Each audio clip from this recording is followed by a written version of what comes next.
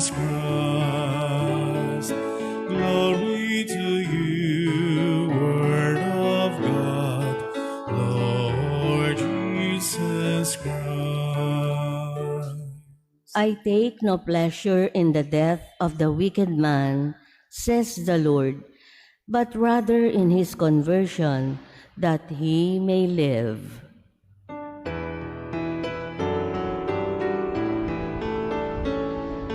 Glory to you, Word of God, Lord Jesus Christ.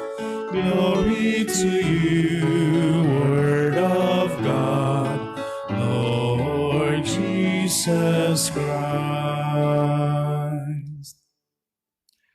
The Lord be with you. And with your spirit. A reading from the Holy Gospel according to Saint Luke. Glory to you, O Lord.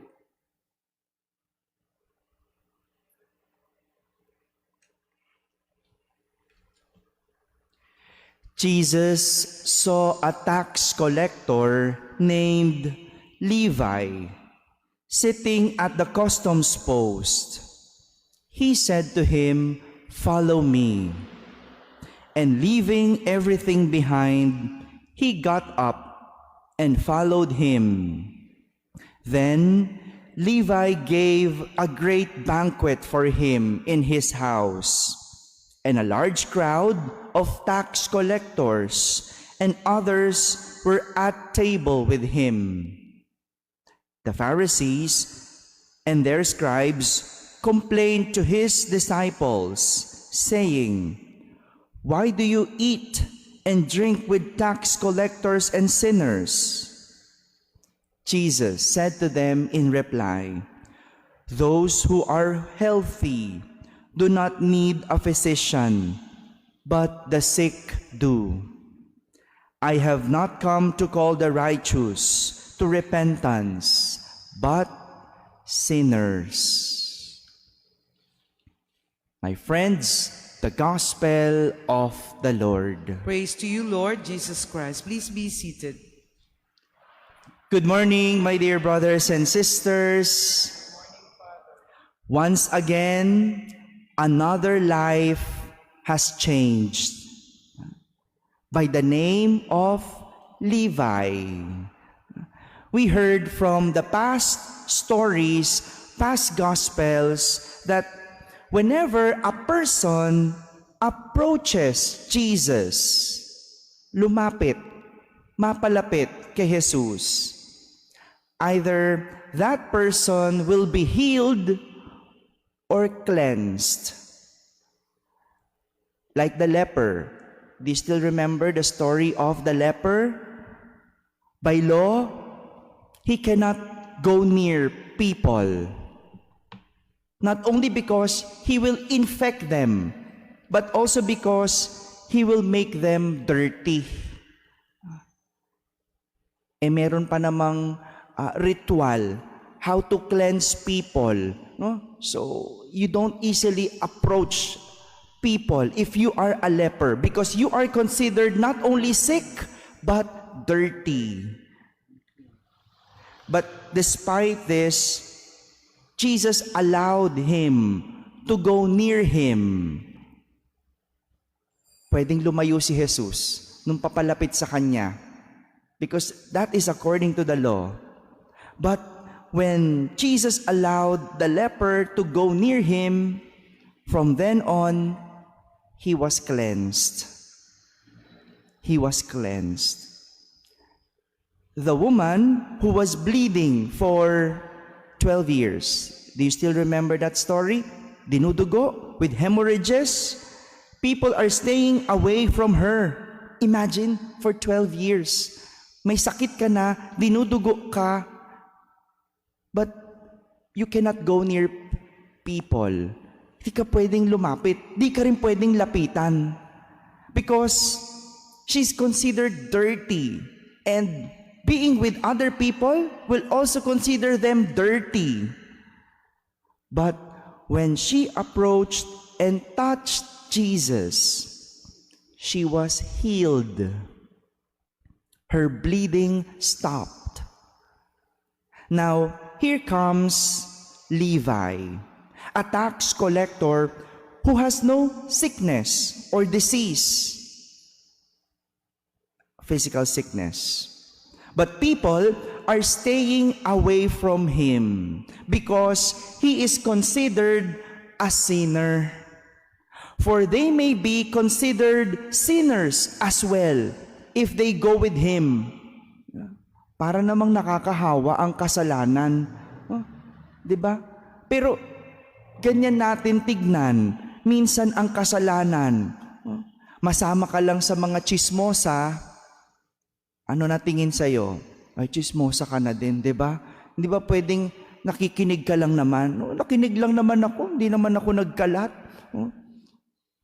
Pero ganun eh. Masama ka sa mga magnanakaw, magnanakaw ka na din. Masama ka sa korap na rin ang tingin sa iyo. And that's why they don't want to be associate with tax collectors. Or else, you could be considered like them. But this time, Levi did not only approach Jesus. Hindi lang siya lumapit kay Jesus, but he followed and left everything for Jesus. He followed and left everything. But he was called by Jesus. Tinawag siya. He followed Jesus because there was a call. He followed him and left his old life behind. His life changed. Hindi lang siya gumaling.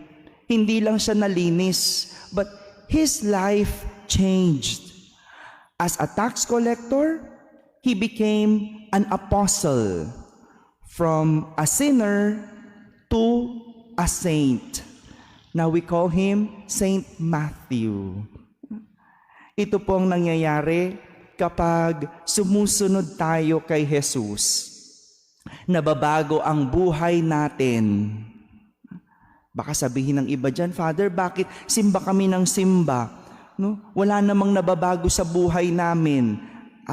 Magkaiba po ang lumapit sa sumunod. Magkaiba po yung lumalapit sa sumusunod. Ang pagsisimba ay paglapit natin sa Diyos. Nagdadasal tayo para lumapit sa Diyos o may inilalapit sa Diyos.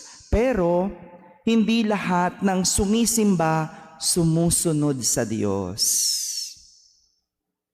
Hindi lahat ng sumisimba sumusunod sa Diyos. Yung iba nga tulog. Di ba? Hindi nang paano ka mapapalapit, no? Sa homily, tulog. Kailan ka lang gising? Kapag hihiling na, ayon. May nilalapit, hindi sumusunod. Dahil ang pagsunod sa Diyos, may iniiwang lumang buhay. Ang pagsunod sa Diyos, may iniiwang lumang buhay. Walang pagsunod sa Diyos kung walang iniiwang lumang buhay. May iba gusto lang makasama ang Diyos, pero hindi ibig sabihin tagasunod. Kaya nga, yung mga kasama ni Jesus dun sa piging, di ba? Nagpapiging itong si Levi after siyang tawagin. Kasama nila si Jesus sa kainan, pero hindi naman lahat naging alagad. Si Levi lang, dahil siya lang ang umiwan sa lumang buhay.